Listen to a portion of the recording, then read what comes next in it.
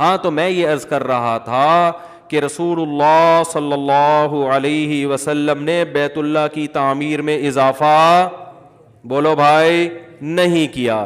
کیوں نہیں کیا اضافہ؟ اس لیے نہیں کیا کہ یہ حق بات تو ہے، لیکن اس حق کے سائیڈ افیکٹ زیادہ ہیں اور فائدے کم ہیں. سائیڈ افیکٹ کیا ہیں کہ جو قریشی لوگ ہیں وہ بولیں گے کہ یہ نبی جو ہیں انہوں نے تو ابراہیم علیہ السلام کا قبلہ ہی کیا کر دیا، تبدیل، تو ان کے مرتد ہونے کا خطرہ ہے، وہ اسلام سے پیچھے نہ ہٹ جائیں. اور اس میں کوئی نقصان بھی نہیں ہے، اس لیے کہ بیت اللہ چار دیواری کا نام نہیں ہے، بیت اللہ اس جہت کا نام ہے، اور طواف حتیم کے باہر سے ہی ہوتا ہے. تو طواف میں پورا بیت اللہ کور ہو رہا ہے، تو صرف دیوار کھڑی کرنے کا مسئلہ اتنا بڑا ایشو نہیں ہے. یعنی مسلمانوں کو آپس کے اختلاف اور انتشار سے بچانا، کنفیوژن سے بچانا، یہ زیادہ اہم ہے نبی کی نظر میں بنسبت اس کے کہ بیت اللہ کو وہاں تک تعمیر کیا جائے جہاں تک ابراہیم علیہ السلام نے تعمیر کیا تھا. اچھا، اس میں یہ بھی ہے کہ بعض موقع پر نبی صلی اللہ علیہ وسلم نے، یعنی ایسے بھی ہمیں موقع ملتے ہیں کہ اس میں لوگوں کی پرواہ نہیں کی گئی، تو یہ بڑی حکمت اور مصلحت کا کام ہوتا ہے کہ کہاں پبلک کی پرواہ کرنی ہے اور کہاں پرواہ نہیں کرنی. تو یہ ساری چیز گھومتی اس کے گرد ہے. اصول یہی ہے کہ جہاں اسلام کو نقصان ہو رہا ہے، آپ کے حق بیان کرنے سے حق پروموٹ نہیں ہو رہا.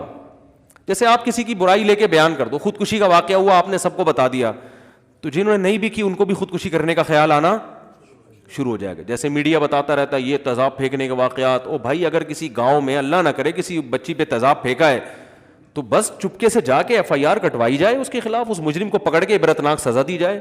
اس کو جب آپ نیوز میں بہت زیادہ اچھالیں گے تو ظالم مردوں کے دل میں یہ آئے گا کہ یار یہ بھی ہمارے پاس ایک آپشن ہے. اور اس کا ناجائز فائدہ وہ لوگ اٹھاتے ہیں جن کو کسی لڑکی سے عشق ہو گیا، اس نے بھی ٹوپیاں کرائیں، خوب پیسے ویسے بیلنس خوب ڈلوا دیے، پھر اس کو آپ سے زیادہ مالدار ملا، اس نے آپ کو ٹھینگا دکھایا، پتلی گلی سے نکل لی. تو پھر ایسے واقعات ہوتے ہیں کہ لوگ پھر یہ ڈرامے فلمیں دیکھ کر وہ بھی کہتے ہیں تجھے اپنے حسن سے بڑی متاثر ہے، تو حالانکہ اس کی یہ سزا، بولو بھائی، نہیں بنتی، بلکہ کوئی سزا بنتی نہیں ہے. اس لیے کہ اسلام میں جب تک نکاح نہیں ہوتا تو اس سے پہلے کا کوئی ایگریمنٹ نہیں ہے. اسلام گرل فرینڈ بوائے فرینڈ کو مانتا ہی نہیں ہے. جیسے اسلام سودی ایگریمنٹ کو نہیں مانتا. جیسے آپ نے ستار بھائی سے قرضہ لیا 1 کروڑ روپے، پیپر پہ آپ نے اسٹیمپ پیپر پہ لکھ کے دیا، 10 لوگوں کو گواہ بنایا کہ میں جب ٹائم 1 کروڑ روپے کو جب میں واپس کروں گا تو میں 2 لاکھ روپے سود کے بھی دوں گا. ایگریمنٹ بھی کر لیا، زبان بھی دے دی، قرآن پہ ہاتھ بھی رکھ کے ایگریمنٹ ہو گیا، اور 4 آدمیوں کو گواہ بھی بنا لیا. لیکن اسلام پھر بھی اس ایگریمنٹ کو کیا کرتا ہے؟ کالعدم. ستار بھائی جب آپ سے پیسے لینے کے لیے آئیں گے 1 کروڑ سے زیادہ ان کو لینے کی اجازت نہیں ہے. کچھ ایگریمنٹ ایسے ہیں جن کو اسلام کالعدم قرار دیتا ہے، وہ ایگریمنٹ مانتا ہی نہیں اسلام. سودی ایگریمنٹ کو اسلام کیا کہتا ہے؟ کالعدم. چاہے کتنی قسمیں کھائی ہوں، اسلام پھر بھی آپ کو کہے گا بھائی آپ اصل رقم لوٹاؤ، جو 2 لاکھ آپ نے ایگریمنٹ کیے تھے وہ آپ مت دو گے، گناہگار ہو گے آپ. اس لیے بینکوں سے جو لوگ لون لیتے ہیں نا سودی، تو ہم ان کو کہتے ہیں اصل رقم لوٹاؤ باقی پی جاؤ.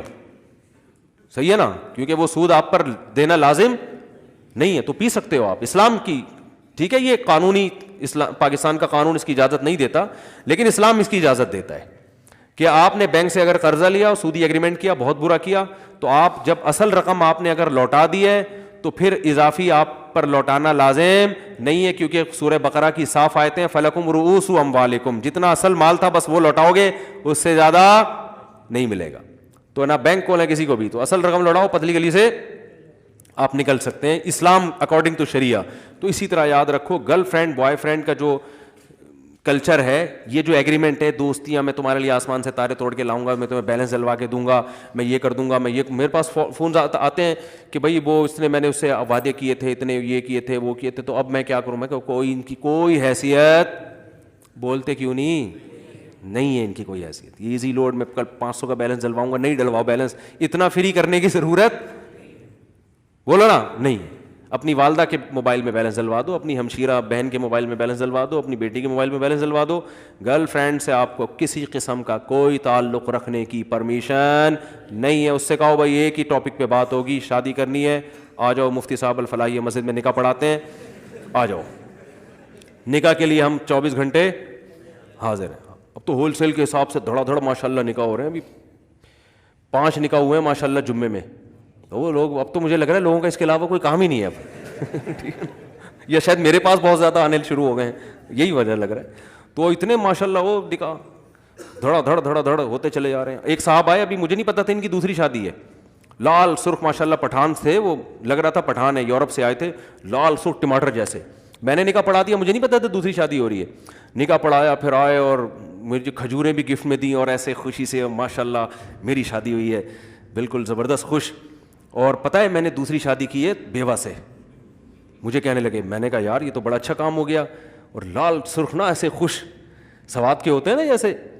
تو میں نے دوسری کی ہے بیوہ سے. آپ کے بیان سن کے, ابھی اسی جمعے کی بات ہے, آپ کے بیان سن کے میں نے دوسری شادی کی ہے بیوہ سے. بار بار بتا رہے ہیں بیوہ سے کی ہے دوسری شادی, اور یہ تو بالکل ینگ لڑکا, میرا خیال ہے 25 سال عمر ہوگی. تو میں نے کہا پہلی کو پتا, کہہ رہے نہیں اس کو نہیں پتا. میں نے کہا بیٹا میں نے کہا یہ جو آپ لال ٹماٹر بنے ہوئے ہو نا ابھی, یہ جو آپ کے چہرے پہ سرخی آئی ہوئی ہے, خوشی کی لہریں, یہ ابھی جب پتہ چلے گا یہ ساری خوشیاں کیا ہو جائیں گی, یہ کافور ہو جائیں گی. ہدیے ودیے اس کے بعد مجھے آ کے دیتے آپ, یہ جو کھجور, آپ اجوا کھجور کا بڑا خوبصورت ڈبہ دے کر گئے وہ.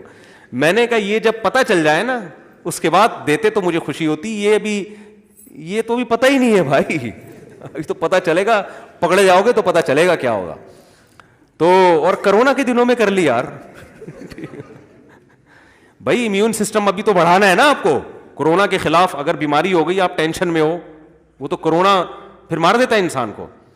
تو خیر بڑی ہمت کی, بیوہ سے کی ہے, بڑی بات ہے.